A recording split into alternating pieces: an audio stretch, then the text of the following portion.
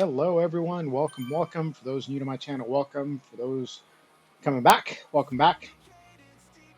This is a time trial race.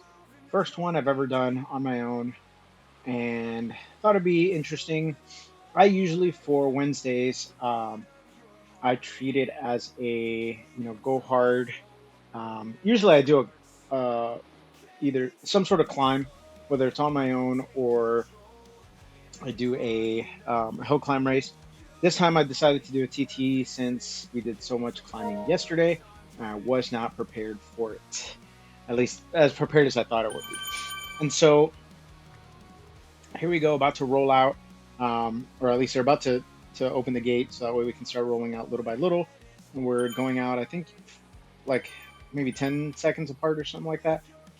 And one thing I find hilarious is why they stack us up. Literally, like some people are stacked up on not just on top of each other, but like almost in the exact same spot.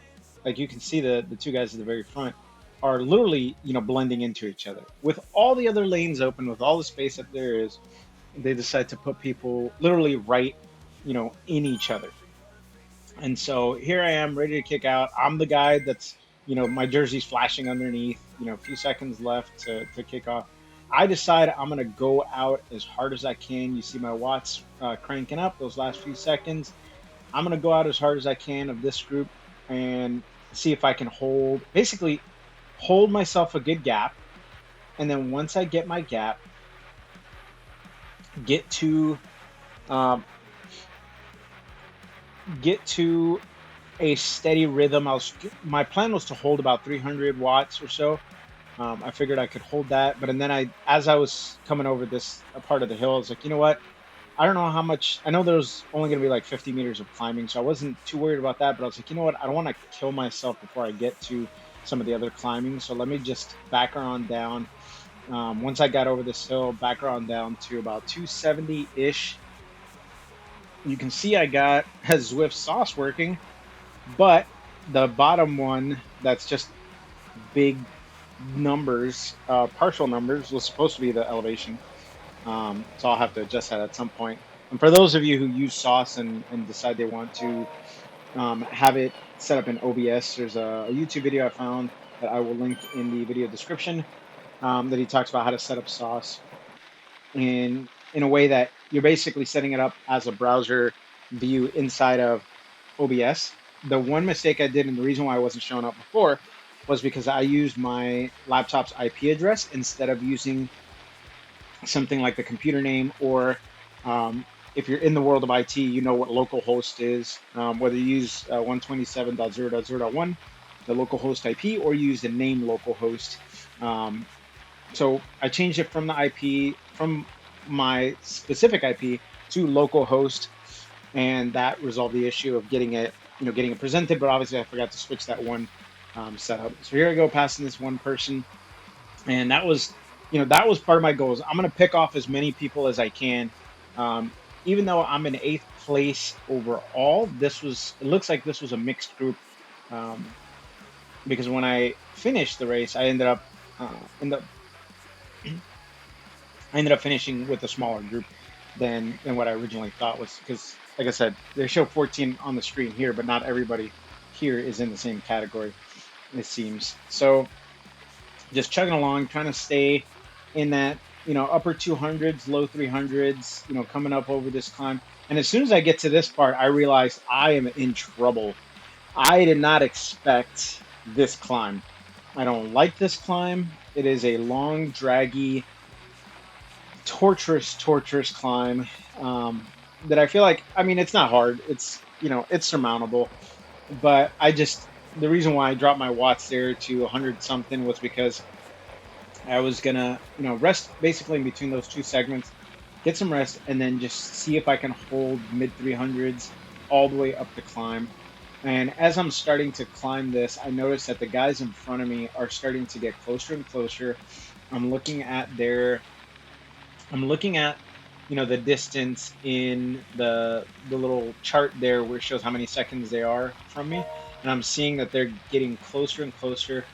I know I can take them on this climb. I'm on the Felt AI. which is a fantastic time trial bike. It's actually a triathlon bike, as it's listed in Zwift, but it's a fantastic um, time trial bike because it's like the Felt FR. It's a lightweight, good climbing type of bike. And so pushing hard here, getting past this person as well. And my focus was once I get to the top of this, I was looking at the percentage. That's the one nice thing about the Zwift HUD is you can watch the not just the main percentage, but the tenth of a percent. So I'm watching the tenth of a percent, and I'm looking at, okay, where am I at? I'm coming up to the flat part, and I knew that once I got to the top, I had to switch gears in order to keep going. I did not want to lose my momentum. I did not want them to gain, um, catch back up to me because the guy right behind me is only a couple seconds behind, and he's doing 3 watts per kilogram. I'm in the upper twos, so I'm making sure that I'm going to stay ahead of him as best as possible. So as I start coming down this hill, I start speeding up, even though I'm holding about 200 or a little less than 200 watts. I'm doing my best to kind of recover on this part because even though I wasn't holding a high wattage, I was watching my speed and I saw my speed was climbing up, and I was getting excited because that's like pro Peloton speeds right there, in terms of like pace. So I saw that starting to basically come off the backside of this climb, paying attention to where the deviation is because I know this is a short track. We're a kilometer and a half away from the finish, and so I pick my watts back up, try to keep it in the, like I said, in the upper 200s, low 300s, especially as I come over this little false flat here. Put out, put out as much effort to not lose my momentum. Like I said, I was happy that I was in the 40 kilometers per hour range, or 40 plus kilometers an hour. So I wanted to keep that. I wanted to keep that speed going, um, staying in the upper 200s, low 300s in terms of watts. And again, I'm looking at the meter, seeing that, hey, I'm finally in within a kilometer of the end, and that's when I start kind of getting more energized. I know I can keep in the 300s for this last little bit. I don't know whether or not there's any more climbing. I know, looking at it now, I see that it's only at 35 meters, and there's definitely some more climbing left. But at the time, I wasn't paying attention to the meters of elevation. I was just looking at how many meters I had left. And so coming into this, 700 meters left, 600 meters left, I'm keeping my watch in the mid 300s, just doing the best I can to hold that. And I see that, we have an elevation gain here. So I pushed it as hard as I could to keep my momentum going, so I can get over this hump and then just take that last 400 meters as quick as I can, back down a little bit to rest over the top, and just pumped it back up and just trying to hold it as best as possible. My legs are on fire at this point. My lungs are burning. Even though my heart rate's at 175 beats, I honestly don't know how my heart's at 175. I felt like it was bursting out of my chest. So I'm just looking at those last few hundred meters.